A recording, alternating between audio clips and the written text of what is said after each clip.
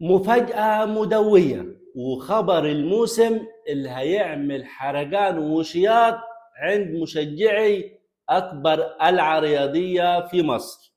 وكارثة عملها لاعب نادي الزمالك وورط الزمالك في أكتر من 3 مليون جنيه، وصدمة لمجلس لبيب. واللي قاله أحمد شوبير النهاردة أنا قلت لحضراتكم من حوالي 15 يوم، وتصريحات لاعب النادي الأهلي اللي عملت جدل كبير، وهقول لك رأيي.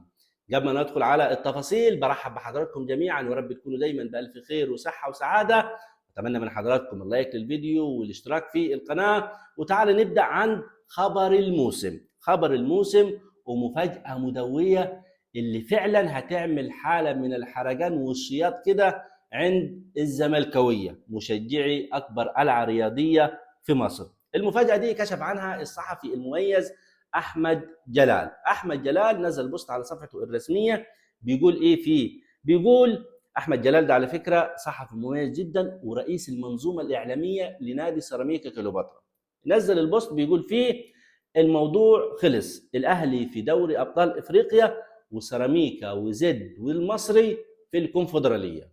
وده بيأكد نفس الكلام اللي قاله هو برضو احمد جلال من حوالي اكتر من اسبوعين او 3 اسابيع، لما قال لك انه في دراسه بتتم دلوقتي ومناقشات بتتم في الكاف على كيفيه مشاركه النادي الاهلي في دوري ابطال افريقيا، وانه لو ما حصلش زياده في عدد الفرق اللي هتشارك في دوري الابطال هيتم توجيه الدعوه للنادي الاهلي باستحداث حاجه كده اسمها الكارت الذهبي زي اللي بتحصل في السوبر المصري.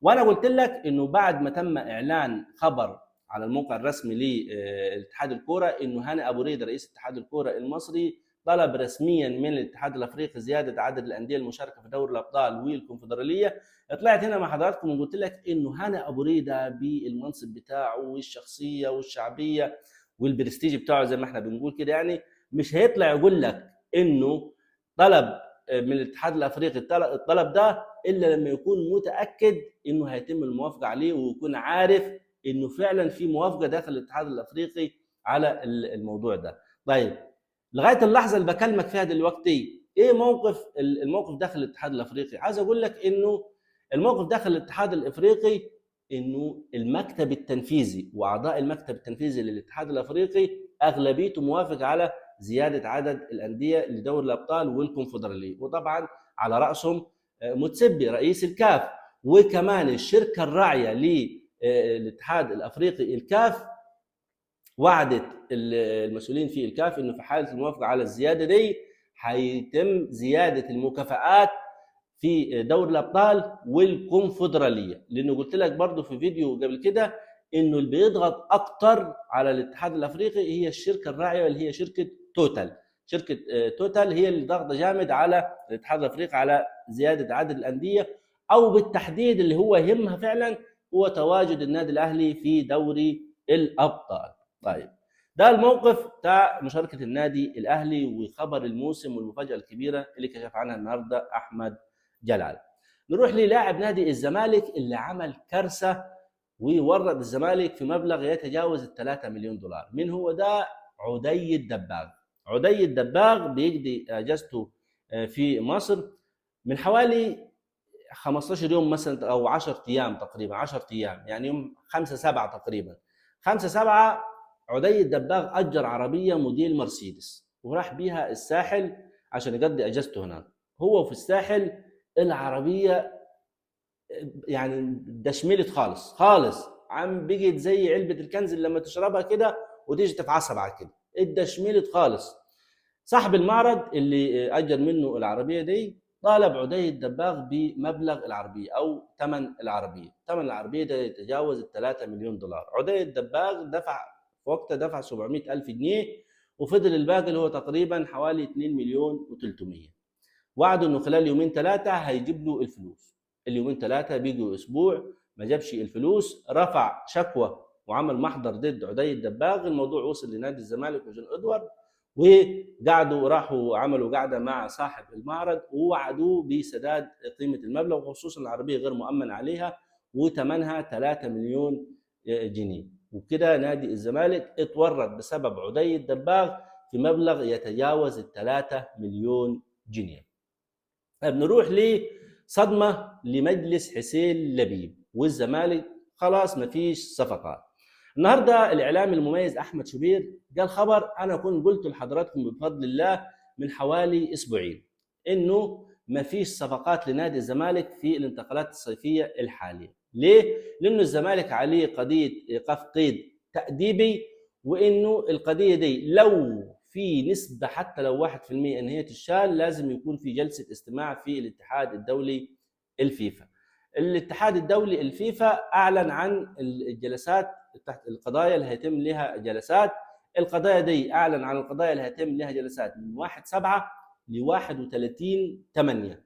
وقلت لك انه القضايا دي مش موجود فيها قضيه الزمالك مع صلاح مصدق، وبالتالي قضيه الزمالك وصلاح مصدق وان كان الامل ضعيف جدا جدا جدا انه ايقاف القيد التاديب ده يشال، ولكن لو هيحصل ده هيحصل بعد 31/8. 31/8 هيكون القيد في مصر قفل خلاص.